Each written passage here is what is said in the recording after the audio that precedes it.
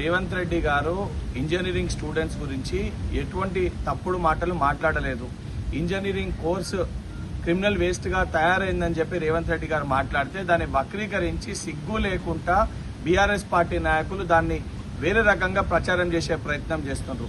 ఈ రోజు తెలంగాణ రాష్ట్రంలో కాంగ్రెస్ ప్రభుత్వం వచ్చినాక చిత్తశుద్దితోటి బాధ్యతతోటి అన్ని వర్గాల ప్రజల్ని ఏదైతే కలిసికట్టుగా ముందుకు తీసుకొని వెళ్లి తెలంగాణ రాష్ట్రాన్ని అభివృద్ధి పదంలో ముందుకు తీసుకెళ్లే ప్రయత్నం గౌరవ ముఖ్యమంత్రి రేవంత్ రెడ్డి గారు చేస్తుంటే ప్రతి చోట కూడా అడుగడుగున ఎవరైతే తెలంగాణ రాష్ట్రాన్ని 10 ఏళ్లు రాక్షసుల లెక్క రాబందుల లెక్క తోచుక తిని ఏదైతే అయ్య పేరు చెప్పుకొని అయ్య చెర వెనుక రాజకీయాలు చేసి పదవులు తెచ్చుకొని తెలంగాణ రాష్ట్ర ప్రజల ముఖాలకి సున్నాలు వేసే ప్రయత్నం చేస్తే తెలంగాణ ప్రజలు ముఖం పైన ఉంచేసి బుద్ధి చెప్పినా కూడా సిగ్గుశరం లేకుంటే ఈ రోజు రేవంత్ రెడ్డి గారి గురించి మాట్లాడుతారు. అవును, రేవంత్ రెడ్డి గారు సున్నాలు వేసి ఈ రోజు సీఎం స్థాయి వరకు తన యొక్క సొంత బలంతో ప్రజల ఆదరణతో ఇక్కడ దాకా చేరుకున్నారు. నువ్వు మీ అయ్య పేరు చెప్పుకొని రాజకీయం చేసి మీ అయ్య పేరు చెప్పుకొని మీ అయ్య వెనుక ఉండి మంత్రి పదవులు తెచ్చుకొని తెలంగాణ ప్రజల్ని ఆగం చేస్తే సొంత మీ చెల్లెని నిన్ను రాక్షసుడు అని చెప్పి సంబోధించింది. మీ అయ్య నిన్ను దద్దమ్మ అని చెప్పి మీ అయ్యని అనేక సందర్భాల్లో మాట్లాడిన ఏదైతే పరిస్థితులు ఉన్నాయి. మీ బావకి నీకు పొద్దున్నేస్తే పంచాయతీలు ఉన్నాయి.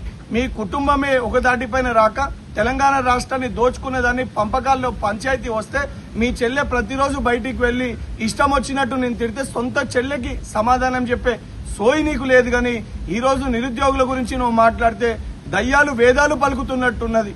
ఎందుకంటే 10 ఏళ్ల నీ పాలనలో అడ్డగోలుగా ఏదైతే తెలివి తక్కువ అనేకమైన జియోలు తీసుకొని వచ్చి నిరుద్యోగులు ఆత్మహత్యలు చేసుకుంటే మీ అయ్య పేరు చెప్పి సెల్ఫీ వీడియోలు తీసి ఆత్మహత్యలు చేసుకుంటే కనీసం స్పందించే సోయి నీకు లేకుండే నిరుద్యోగులు రోడ్లపైన ధర్నాలు చేస్తే అక్రమ కేసులు పెట్టి ధర్నా చౌకును కూడా ఎత్తేసే ప్రయత్నం చేసిన ఒక దద్దమ్మవి నువ్వు.